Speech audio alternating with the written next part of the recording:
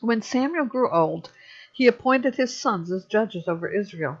His son's name was Joel, and his second was Abijah. They were judges in Beersheba. However, his sons did not walk in his ways. They turned toward dishonest gain, took bribes, and perverted justice. So all the elders of Israel gathered together and went to Samuel at Ramah. They said to him, "Look, you are old, and your sons do not follow your example.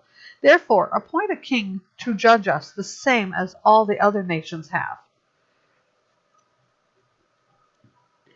When they said, "Give us a king to judge us," Samuel considered their demand sinful, so he prayed to the Lord. But the Lord told him, "Listen to the people and everything they say to you.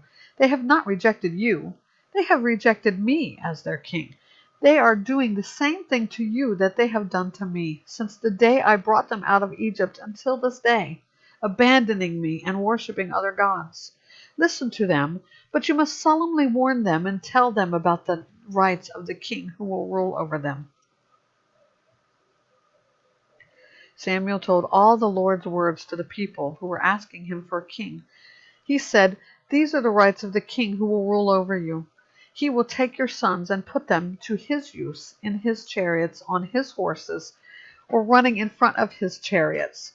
He can appoint them for his use as commanders of thousands or commanders of fifties, to plow his ground or reap his harvest, or to make his weapons of war, or the equipment for his chariots.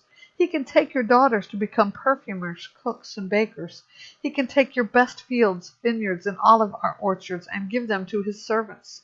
He can take a tenth of your grain and your vineyards and give them to his officials and servants.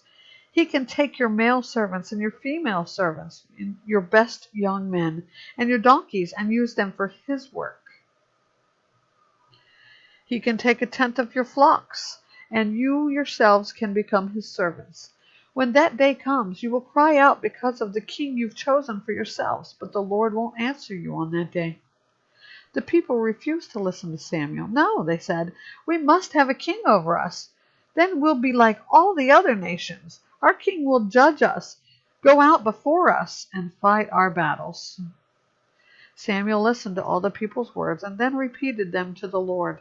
"Listen to them," the Lord told Samuel. "Appoint a king for them." Then Samuel told the men of Israel, "Each of you go back to your city.